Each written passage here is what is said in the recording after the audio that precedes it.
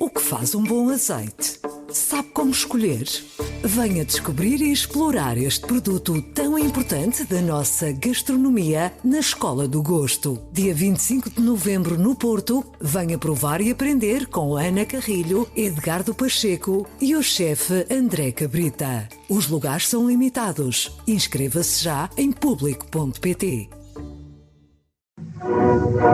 Le pacifisme et tout ce qu'il recouvre, il est à l'ouest. Et les euromissiles, ils sont à l'est. We shall fight in the hills.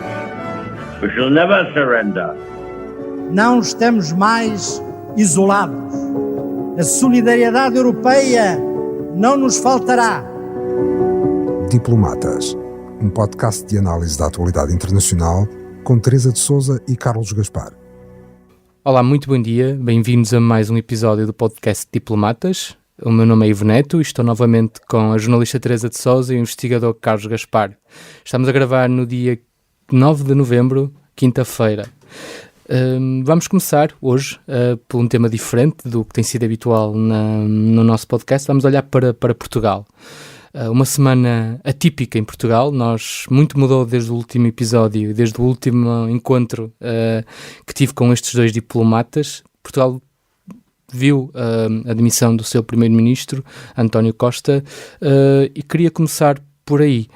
Carlos, no decorrer da semana, enquanto jornalista, fomos pesquisando aqui um bocadinho o que dizia a imprensa internacional e vendo que impacto teve esta demissão um pouco por todo o mundo. O New York Times, por exemplo, no dia da demissão tinha em grande destaque na sua homepage um retrato ao alto de António Costa.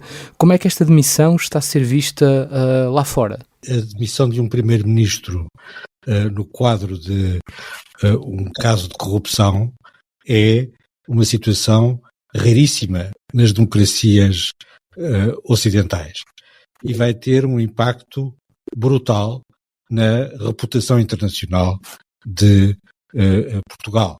Portugal conseguiu, ao longo dos últimos anos, e designadamente pela mão de António Costa, construir uma imagem de uma democracia sólida, estável, um aliado seguro, um parceiro integrado na União Europeia, um país sério e credível, com as contas, ou tentando ter as contas em ordem, e isso foi varrido com a demissão do primeiro-ministro depois da intervenção judicial que o forçou a resignar à sua posição. A partir de agora, não há investimentos internacionais em Portugal enquanto não for possível garantir que uma situação destas não se repete. Os investimentos, e designadamente os grandes investimentos que foram postos em causa com esta intervenção judicial, estão, por definição, suspensos desde a demissão do primeiro-ministro. Há uma vulnerabilidade financeira de Portugal que vai voltar a pesar nas nossas relações externas. Esta ação judicial pôs também em causa a posição de Portugal dentro das estratégias da União Europeia de relocalização e de reindustrialização, e designadamente em relação à questão do lítio. Portugal tem as maiores reservas de lítio europeias, tem a 10ª maior reserva de lítio à escala internacional. Há uma série de investimentos industriais à volta da exploração do lítio em Portugal. É um momento único, é um momento em que a União Europeia está a reorganizar as suas cadeias de produção. É uma oportunidade única para Portugal ter a sua própria estratégia de reindustrialização. Tudo isso está posto em causa neste momento. Teresa, vamos voltar daqui um bocadinho à questão industrial e à questão do lítio, que de facto é muito importante. Mas, Teresa, queria-lhe fazer uma pergunta sobre esta questão da reputação internacional. Nós passamos do país do bom aluno, ainda do tempo da Troika, para o país das contas certas, e António Costa reforçou isso muito durante a sua governação. Como é que vai ser, por exemplo, o próximo encontro do Conselho Europeu com Costa ainda a representar Portugal? Não tenho a menor ideia, não sei o que farão os líderes europeus. A única certeza que eu tenho, que acompanhei as posições de Portugal e do primeiro-ministro missionário português no Conselho Europeu, é que António Costa tinha uma enorme credibilidade dentro do próprio Conselho. A sua voz era ouvida e era muito respeitada por várias razões. Uma porque era um dos mais antigos primeiros-ministros com assento no Conselho Europeu. A segunda é porque tinha sempre uma atitude de tentativa de encontrar pontos entre posições divergentes, às vezes opostas, no Conselho Europeu. Terceira, porque de facto a imagem que ele devolveu a Portugal no Conselho Europeu e na Europa pesava agora muito a seu favor e a favor de Portugal, não só a credibilidade perante os mercados internacionais. Portugal conseguiu, nos últimos tempos, chegar ao rating AA dos investimentos, que é uma coisa extremamente positiva para um país, apagou de alguma maneira o passado. O El País tinha um artigo muito interessante ontem referindo que o primeiro-ministro português era uma referência também para as forças de centro-esquerda europeias, justamente por conciliar políticas de justiça social com as políticas de contas certas que já referiram e por ter prestígio nesse campo também, e nessa perspectiva, com poucos governos socialistas na Europa neste momento, vai ter também um efeito, creio eu, negativo. Sobre o impacto sobre Portugal, eu subscreveria inteiramente aquilo que disse o Carlos. Vai ser um impacto do ponto de vista do investimento, dos grandes projetos e da credibilidade económica do país lá fora. Vai ser um impacto gigantesco. Vamos ver o que é que acontece aos projetos do lítio, ao projeto do hidrogênio, ao projeto de uma base de dados gigantesca também em construção em Sines. Eram tudo coisas muito importantes para a evolução da economia portuguesa e para levá-la para um estádio de desenvolvimento tecnológico mais avançado, e a única coisa que eu tenho a dizer, embora esteja a ver a crise de muito longe, não tenha a sensibilidade que vocês têm aí, o que eu também, a reflexão também me ocorre neste caso, aliás, da experiência de outros países europeus, é que a justiça também não funciona no vácuo. Desta vez, a palavra que o engenheiro António Guterres utilizou em relação ao ataque do Hamas de uma maneira infeliz, neste caso a justiça não funciona no vácuo, parece-me que é uma afirmação sobre a qual o país tem de refletir com algum cuidado. A justiça é independente, mas essa independência não é abstrata, não é algo que funcione acima da realidade política, social e económica do país. A justiça, sendo independente, deve explicações ao país. A justiça, sendo independente, tem de atuar em função das condições do país. Portanto, quando nós repetimos, e bem, naturalmente, aqueles princípios abstratos em que assenta a democracia liberal, da separação de poderes, da independência da justiça, são princípios abstratos que se enquadram numa determinada realidade que os condiciona e em relação aos quais têm de dar contas e são responsáveis. Queria também chamar a atenção para esse aspecto. Nós estamos a gravar ainda antes da intervenção do Presidente Marcelo Rebelo de Sousa, que em breve vai dizer, no fundo, ditar o que será o futuro da Assembleia da República, mas uma coisa que Marcelo Rebelo de Sousa disse quando confrontado sempre com a possibilidade de António Costa ir para a Europa era que este governo era um governo muito pessoal e centrado na figura de António Costa. Carlos, estas aspirações para a Europa e para o futuro europeu de António Costa ficam totalmente afastadas? Eu julgo que estão comprometidas, infelizmente. É muito difícil, mesmo como todos esperamos que o primeiro-ministro António Costa seja completamente ilibado, é muito difícil ultrapassar, virar a página deste escândalo de corrupção do ponto de vista da imagem externa. E nesse sentido é difícil que, apesar de todo o seu prestígio, que António Costa possa ser um candidato viável a uma posição de grande destaque na União Europeia. Evidentemente as coisas nunca são comparáveis, nem são idênticas, mas é muito difícil ultrapassar um obstáculo deste tipo. Esse é um contributo muito enriquecedor, Carlos. De facto, a memória é muito importante nestes eventos em que nós olhamos para isto como sempre de um momento isolado, mas de facto não são.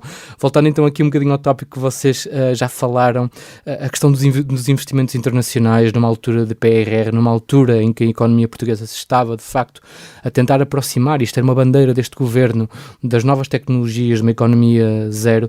Teresa, isto vai ser um retrocesso novamente para Portugal? Vai ser, referiste há pouco, vai ser, embora com uma ressalva. Não sabemos o que é que o Presidente vai decidir, não sabemos se há eleições ou não há eleições, podemos antever de alguma maneira que um cenário pós-eleitoral não vai ser brilhante.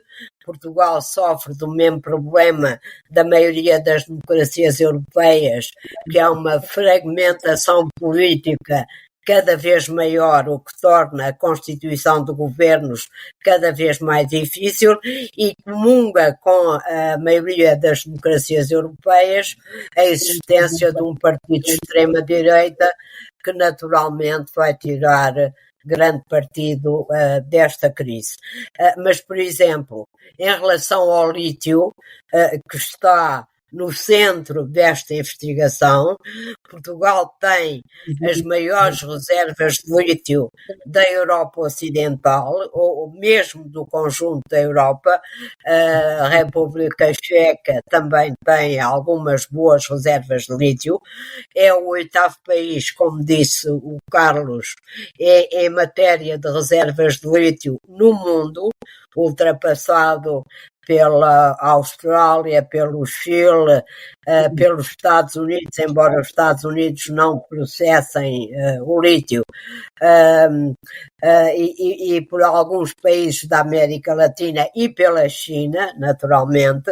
Seria, hoje em dia chama-se ao lítio, na linguagem dos economistas, o ouro branco, como se chamava o ouro negro ao petróleo aqui há algumas décadas atrás.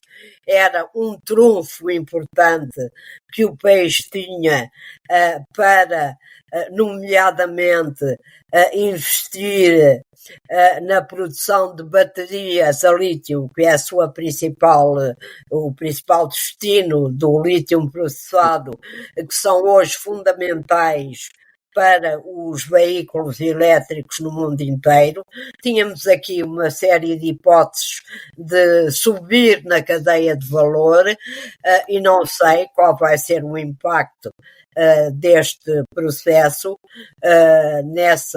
nessa capacidade que o país podia adquirir, mas não creio que sejam as melhores, até porque, mais uma vez, com a extrema polarização que se vive hoje na generalidade das democracias liberais, a tendência é para não ver o todo e o interesse do país e para ver só uma parte e aquela que convém a esta ou aquela força política, o que de alguma maneira inquina as capacidades de desenvolvimento do país, e isso, volto a dizer, é triste e é muito lamentável.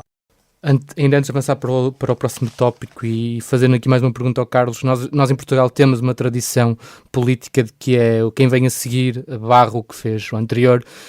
Nós correndo o risco, por exemplo, de termos um governo diferente, de uma cor diferente, Carlos, todo este avanço que foi feito no sentido destas novas tecnologias pode ser apagado, ou o futuro chegou e não há maneira, e não há forma de evitar a passagem para este tipo de negócios como o lítio, como este investimento multimilionário da central de dados em Sines? Esses investimentos exigem grande participação externa, são investimentos internacionais, e esses investimentos internacionais estão postos em causa e, como disse a Teresa, é muito pouco provável que seja possível restaurar a estabilidade política interna nos próximos tempos, qualquer que seja o cenário de evolução. E nesse sentido, esses investimentos, esses projetos industriais, esses projetos de modernização tecnológica estão postos em causa duradouramente. E este momento, nós estamos a viver um momento único em que em Bruxelas há, com o apoio da França e da Alemanha, uma convergência estratégica no sentido da relocalização e da reindustrialização e também de investimento nos domínios necessários para fazer avançar a transição verde e as novas economias. Tudo isso vai ser perdido com esta decisão, com esta intervenção judicial que forçou a demissão do Primeiro-Ministro. É o interesse nacional que está posto em causa. E é mesmo uma semana atípica, porque a corrente de informação vinda deste canto da Europa, a Península Ibérica, é grande. Nós estamos a gravar ao mesmo tempo que se desenha um acordo de governo em Espanha. E agora, voltando para a Teresa, o que é que nós podemos o que é que podemos esperar deste acordo que tem sido amplamente contestado pela oposição, mas não só. Há muita gente dentro do PSOE que também critica esta abertura aos nacionalistas catalães. Eu tenho em mente a frase que a Ayuso disse hoje, a responsável por Madrid disse que Sánchez está a abrir a porta à ditadura com a entrada de Puigdemont e dos separatistas no futuro governo de Espanha. Teresa, o que tem a dizer da situação em Espanha? Recordava uma frase do Carlos no nosso último programa, em que ele disse que esta crise espanhola era profunda e era estrutural, que ficaria muito além de um entendimento, de um acordo do Partido Socialista Espanhol com os nacionalistas catalães, bascos e de outras autonomias, para dizer que o que foi acontecendo na última semana é um pouco revelador. Eu só lembro, como a maior parte das pessoas que nos ouvem devem estar ainda recordadas, a violência que se instaurou nas ruas de Madrid em frente da sede do PSOE na Calle Ferraz, que a polícia teve muita dificuldade em controlar. A informação é de que a maioria dos participantes nestas manifestações, que tiveram bastantes aspectos de violência, vêm de grupos de extrema direita e até de grupos neonazis. Lembro também uma comunicação feita há 2 ou 3 dias pelo antigo líder do partido do PSOE, Filipe González, que critica duramente este acordo, considerando-o inconstitucional, e que acha absolutamente inadmissível que haja um mediador internacional para resolver as questões, as divergências que possa haver entre a junta da Catalunha de Piemonte e o governo de Espanha, e o que eu aqui gostaria de frisar é que este governo, para além das palavras de Ayuso, que são um pouco exageradas no seu bom estilo populista, e para além do facto do PP, do Partido Popular, não ter condenado abertamente as manifestações violentas em frente da sede do PSOE, eu diria que este governo, com estes acordos, parte muito enfraquecido e não lhe prevejo, sinceramente, uma vida longa, embora Sánchez diga que os acordos são acordos de legislatura e não apenas de investidura do novo governo. Carlos, isto tem pernas para andar ou é um acordo morto à nascença? A crise espanhola, que está a começar, tal como a crise portuguesa, mostram que há uma espécie de tendência suicidária nas democracias europeias, que criam problemas que são dispensáveis. Da mesma maneira que neste processo em Lisboa devia haver muitas maneiras de impedir que as coisas chegassem a um ponto que torna irreversível a demissão do primeiro-ministro, aqui também era relativamente fácil fazer, perante o impasse resultante das últimas eleições, uma coligação alemã entre o PSOE e o PP, entre os dois partidos mais votados. As circunstâncias internas, as circunstâncias internacionais, as circunstâncias internas, incluindo a questão da Catalunha, justificam inteiramente que se reforçasse um acordo entre os dois grandes partidos e que se consolidasse um consenso constitucional que é fundamental para uma democracia pluralista poder funcionar. O presidente Sánchez escolheu o caminho oposto e quis a todo o custo fazer um mau acordo. Os partidos separatistas que, como estava a referir a Teresa, está a despertar o nacionalismo castelhano. E o nacionalismo castelhano é muito mais forte do que o nacionalismo catalão. O acordo que foi divulgado indica que vai haver uma mesa partidária entre o PSOE e os separatistas catalães para definir o que é o futuro político da Catalunha. Portanto, de certa maneira, ao mesmo tempo que o acordo é apresentado como uma forma de fechar a questão separatista e de reintegrar completamente a Catalunha no Estado espanhol, abre-se a questão catalã e, aparentemente, essa mesa de partidos entre o PSOE e o Junts pela Catalunha tem um mediador internacional. Ele não está definido exatamente o que é, mas isso é uma situação insuportável ter, mesmo num quadro estritamente interpartidário, um agente externo que vai interferir numa questão que tem a ver com a unidade do Estado espanhol. É difícil, nessas circunstâncias, admitir que tão cedo a Espanha volta a haver um consenso constitucional entre o PSOE e o PP que possa sustentar a estabilidade democrática em Espanha. O Carlos tocou aqui num ponto interessante que é o fatalismo das democracias europeias. Este fatalismo, esta quase autodestruição, teve também em Espanha reflexo esta semana. A Teresa já falou um bocadinho disso.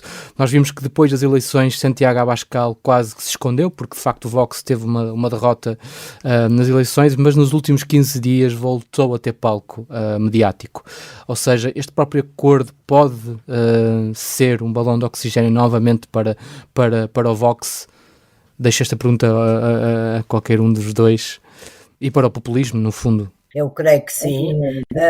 Já referi as manifestações neonazis violentas que ocorreram em Madrid e que naturalmente, não sendo convocadas alegadamente pelo Vox, mas por uma organização ligada à juventude do Vox, tem um significado grande. No quadro europeu há cada vez mais condições, acho eu, para que as próximas eleições europeias resultem num reforço grande dos partidos populistas, nacionalistas, de extrema-direita europeus, e isso é naturalmente um cenário de grande preocupação para a Europa.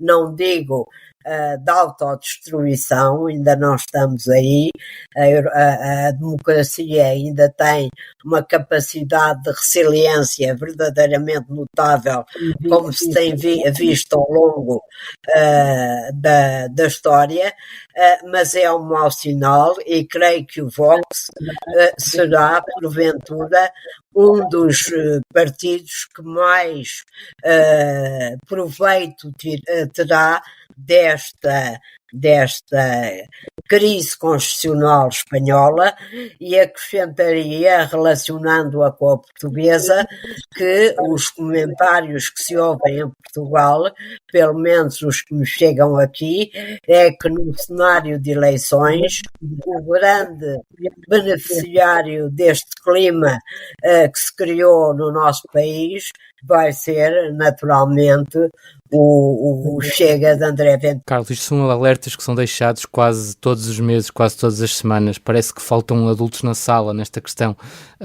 O que é que, na verdade, está a falhar para nós reduzirmos o risco de atrito provocado pela emergência destes partidos populistas que ganham sempre com as crises democráticas? Não é apenas isso.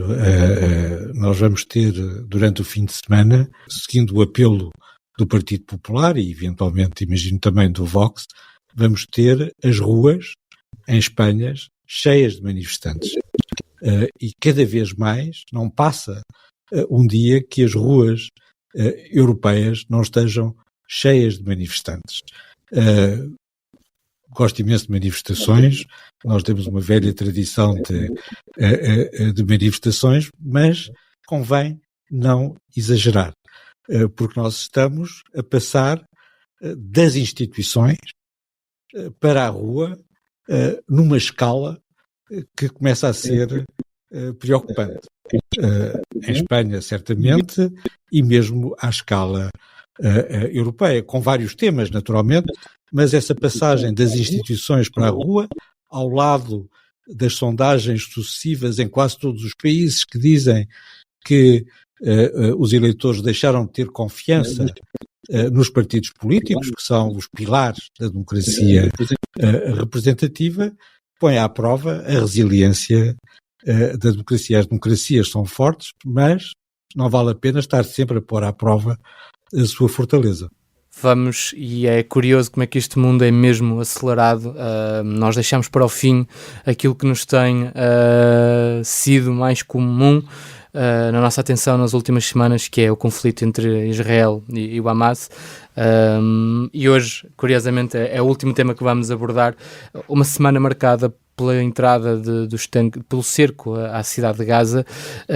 Eu, desta semana, retiro uma questão particular que gostava muito que abordassem os dois, que foi a sugestão de que Netanyahu, numa entrevista, deu de a faixa de Gaza vir a ser controlada por Israel, governada por Israel, depois da incursão militar. Isto é plausível na realidade política daquela região neste momento?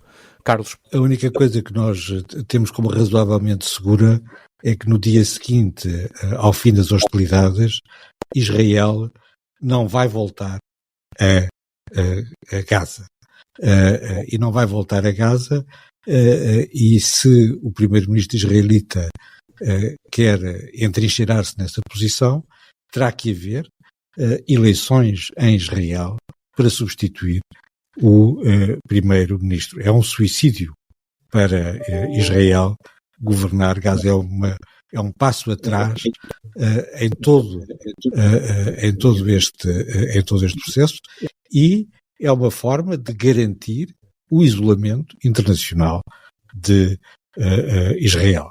Israel é um Estado forte, mas, mais uma vez aqui, não vale a pena estar sempre a pôr à prova a sua fortaleza. Israel vai destruir o aparelho militar do Hamas. Um cerco é sempre uma coisa brutal, é a própria definição de guerra total.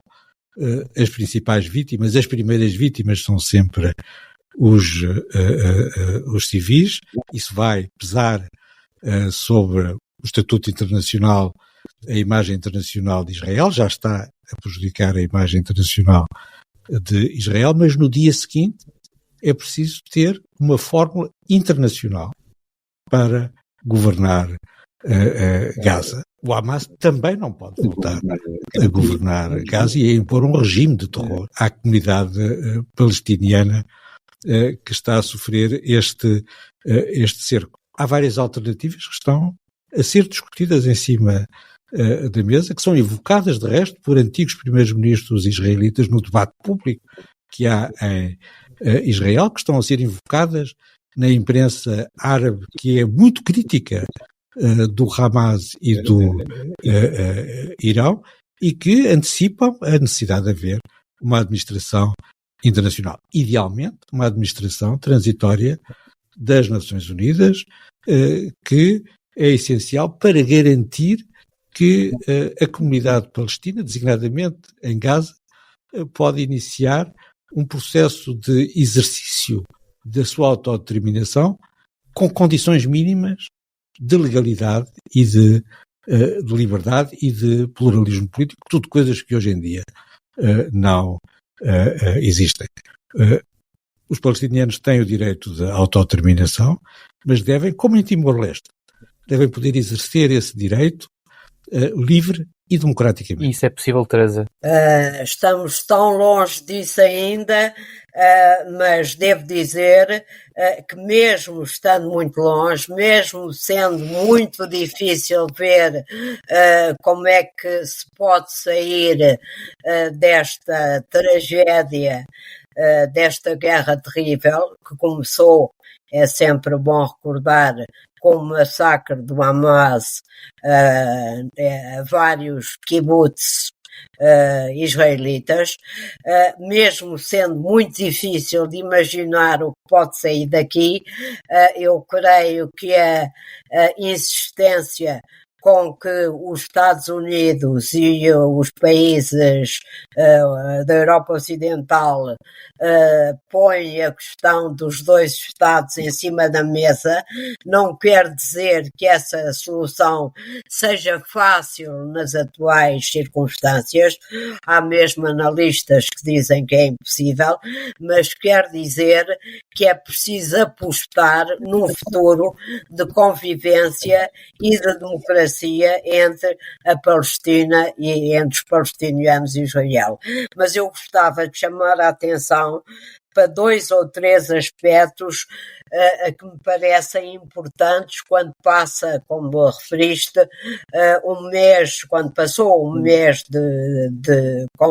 desde os massacres e quase um mês de conflito, de guerra aberta. O primeiro é que é muito interessante verificar dentro de Israel como é que os israelitas estão a sentir esta guerra. Há imensas sondagens publicadas já neste momento por institutos universitários de Israel, de Jerusalém e Tel Aviv. Há uma queda abissal do apoio a Netanyahu, claríssima.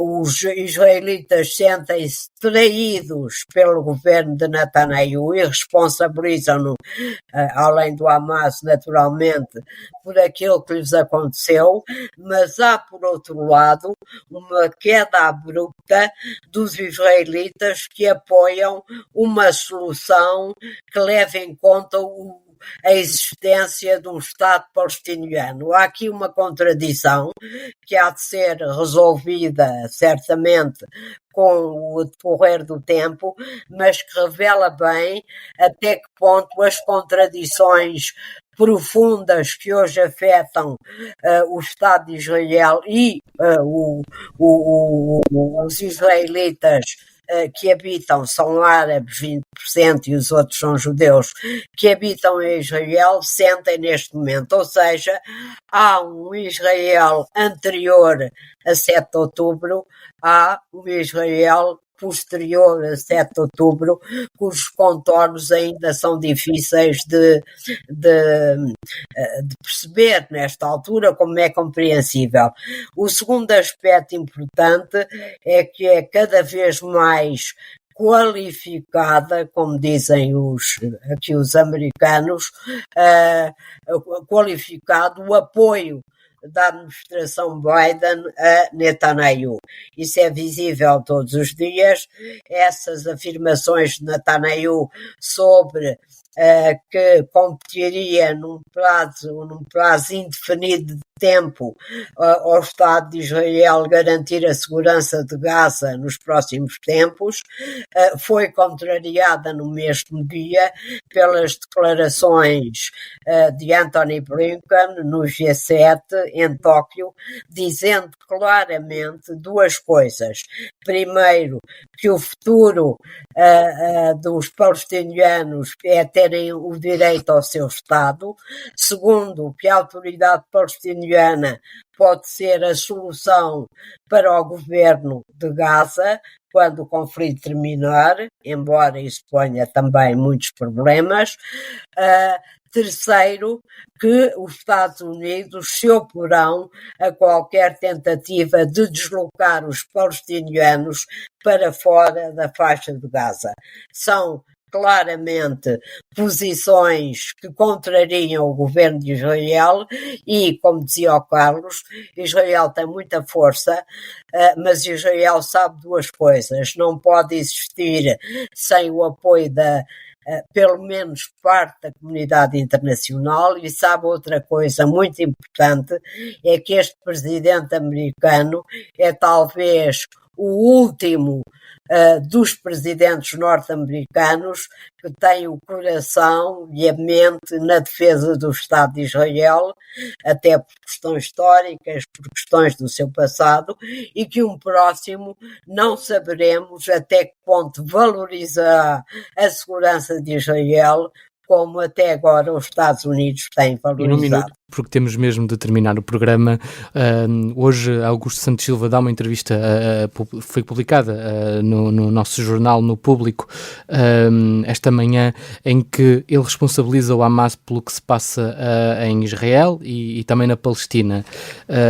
Um minuto mesmo, afinal, qual é que é a posição de Portugal em relação ao conflito? A posição de Portugal é perfeitamente clara e seguiu no essencial a posição da União Europeia. Israel foi objeto de um massacre que é absolutamente condenável. Israel tem o direito, como todos os Estados, à legítima defesa.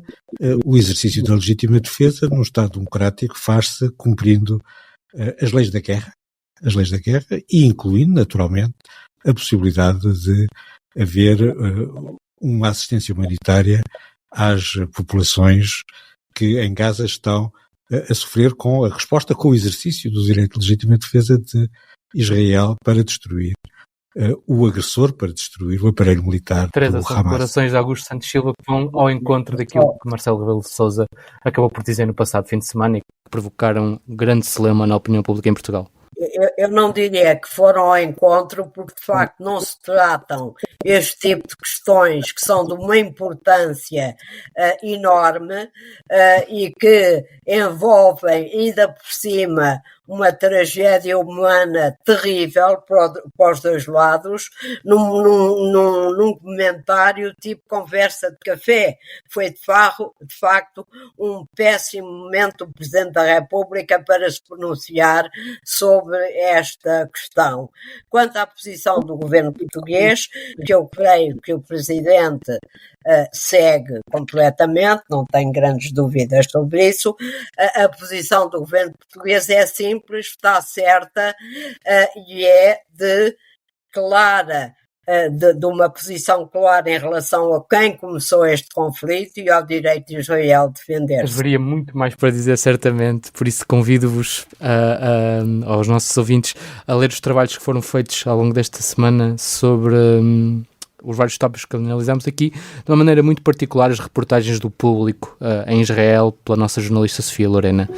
Por hoje é tudo, voltamos para a semana. Muito obrigado. O podcast Diplomatas é uma parceria Público-IPRI, Instituto Português de Relações Internacionais. O público fica no ouvido.